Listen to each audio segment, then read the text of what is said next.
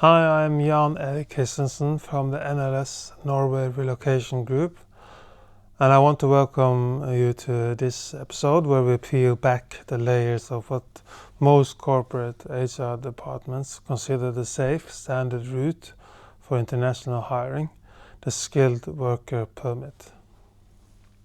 If you are a global mobility manager or an HR director, the term skilled worker sounds like the ultimate green light. You assume that because your candidate is a high-performing professional with a solid resume and a lucrative offer, the Norwegian Directorate of Immigration, or UDI, will simply wave them through the gates. However, in the current landscape, the skilled worker category has become a minefield of hidden risks and forensic technicalities that can derail your recruitment timeline in a matter of days. I'm here to warn you that being skilled in the eyes of a recruiter is fundamentally different from being skilled in the eyes of the Norwegian immigration authorities. The first and most devastating hidden risk is what we call the competence-to-role mismatch. In many global corporate hubs, we hire for potential, agility and cross-functional experience.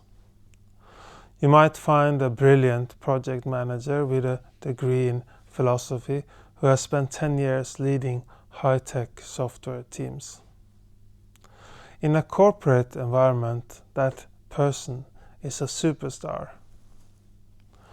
However, in the eyes of UDI, that person is a massive risk for a visa rejection. The Norwegian system operates on a rigid, almost academic interpretation of competence.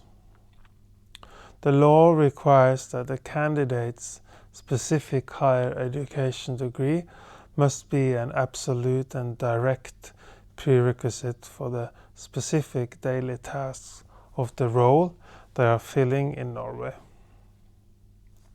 If your HR department submits a job description that is too broad, or if the candidate's degree is even slightly adjacent to the field, such a general business degree for a highly technical supply chain role, the caseworker may decide the candidate does not meet the skilled worker criteria. This results in a devastating rejection that cannot always be fixed with an appeal, effectively vaporizing your recruitment fee and leaving your project leaderless. A second hidden risk involves the Norwegian salary floor and the trap of industry standards. Most HR teams know there is a minimum salary for skilled workers, but they often fail to realize that UDI does not just look at a flat national minimum. They look at what is normal for that specific position and seniority level within the Norwegian labor market. If you are hiring a senior executive but offering a salary that aligns with a mid-level manager's collective bargaining agreement in Oslo, UDI will flag the application for wage dumping. They are forensic in their analysis of whether the pay matches their responsibility.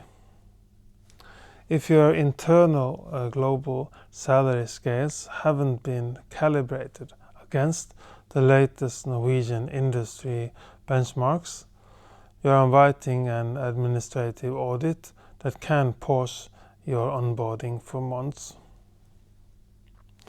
Another risk that often goes unnoticed until it is too late is the educational equivalence trap. Just because a candidate has a master's degree from a university abroad does not mean Norway automatically recognizes it as such. Now, the verification process has become significantly more in the situation now. It becomes more intense. If the degree comes from a country or institution that does not follow the specific credit structures recognized by the Norwegian authorities, UDI may downgrade the candidate's status, leading to a rejection because they no longer qualify as a skilled worker under the high degree requirement. Furthermore, many companies fail into the trap of misclassifying their hires. They might try to use the skilled worker track for a short-term consultant who should actually be classified under the service provider or intra-corporate transferee categories.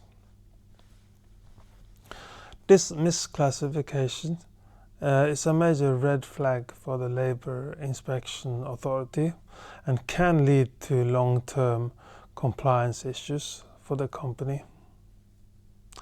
We also see a significant risk in the family accompanying documentation. While the primary hire might have their papers in order, if the spouse or children have any ambiguity in their civil documents, such as a missing apostille or a translation that does not meet the latest standards, the entire family unit can be stalled.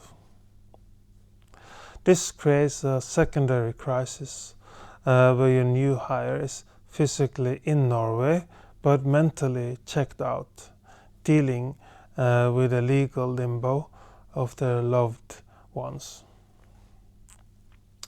At NLS Norway Relocation Group, we help HR departments navigate these hidden risks by conducting a pre-submission audit.